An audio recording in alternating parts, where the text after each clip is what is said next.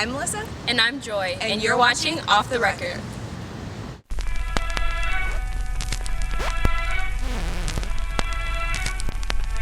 Hey, my name is Joy Wade. I'm an author, entrepreneur, and social media influencer. I actually got interested in YouTube when I was in middle school, so I was a typical middle school girl. I liked going on the internet, finding makeup tutorials. I didn't really find hair tutorials yet, but I saw tons of people doing things that I was like, hey, I kind of want to do that. So I started with my webcam on my parents' computer, and I made my first video. I started growing from there. I didn't really see that much growth when I started, but back then I wasn't really thinking about numbers.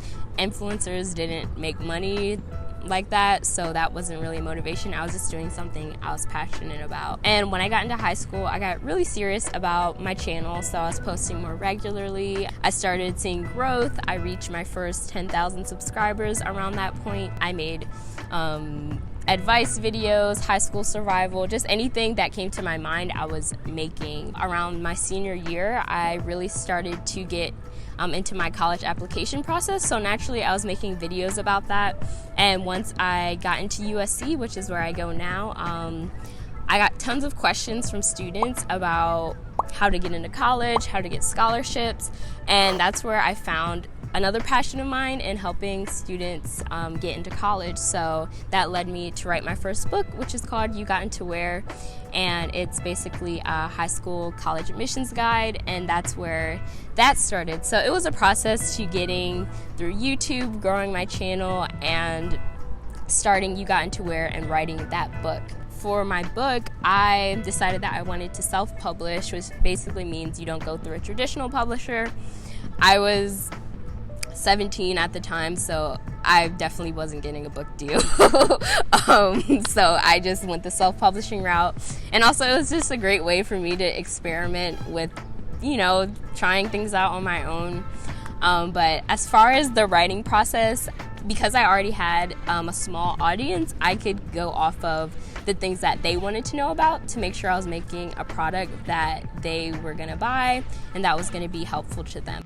Personal branding, I feel like, is such a concept that's thrown around, but it's also really important. You don't really see that many influencers that are talking about getting into college, but I combine that with my passion for lifestyle, for hair care, and all of that good stuff.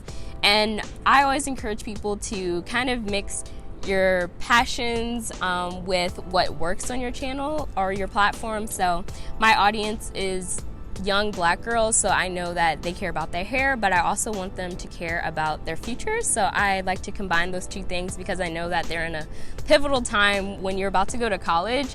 You're caring about how you look and how you're presenting yourself, but you're also caring about getting an education or making money or starting your brand. So that's how I kind of figured out what my personal brand was. So I didn't really start working with companies for paid opportunities until last year. So that was about 5 years into my content creation. I had worked with brands on kind of like free opportunities where they'll send you products and you post about it, but I wasn't really seeing any money come into that factor until last year. So the first brand that I worked with on a paid opportunity was As I Am, which is a hair care brand.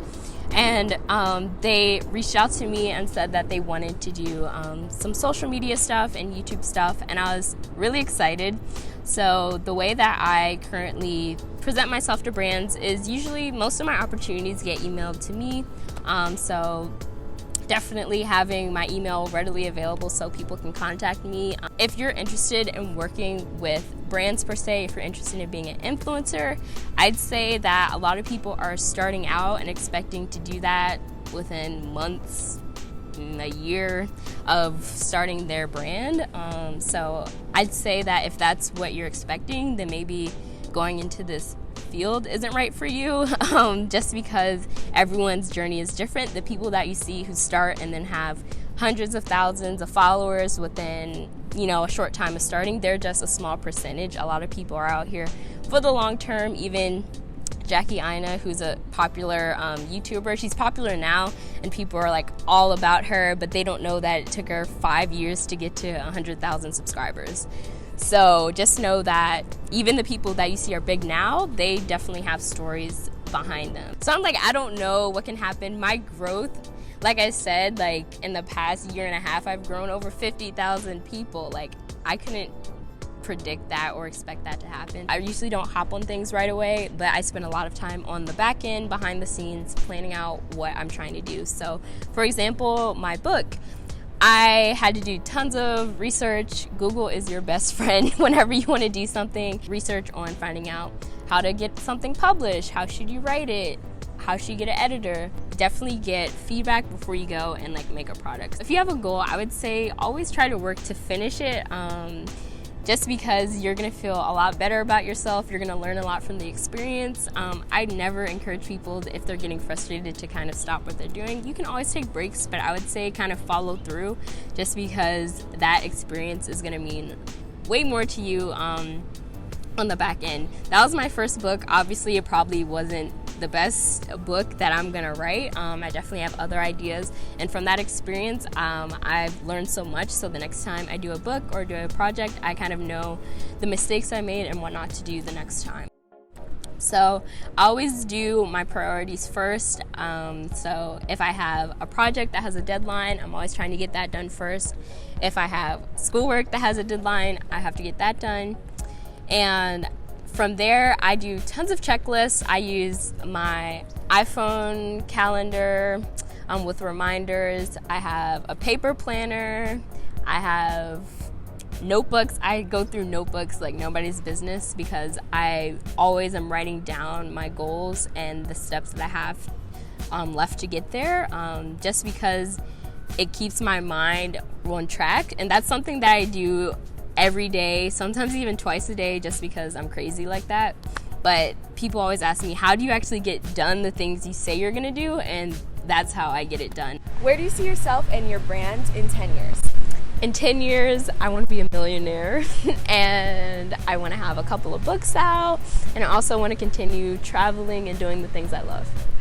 One time that I failed is interesting. It's in relation to my work with brands and my YouTube channel. So I was talking to a brand and they wanted to do a partnership for a couple of months, and it was going to be the most money that I've ever made from a partnership. And eventually the deal fell through and it didn't happen, and I was kind of upset because I was like, you reached out to me, but you can't, like, why can't it like go through? Because things with negotiations fell through. I thought that I deserve more money, because when you get like a brand deal that's kind of long, they give you like how many things you're going to be doing each month, and then if you kind of think about how much you're charging and you have 4 things to do that month, what they're offering was kind of less than if I just did 4 individual things. You're gonna have things that you think are gonna happen but that are gonna fall through, but you just can't get too upset about it. I know that other opportunities will come. Money is abundant. You just have to find how you're gonna slide and get that coin. There's space for everyone, so just because one thing falls through doesn't mean your life is over. I'm Joy Wade, and this is Off the Record.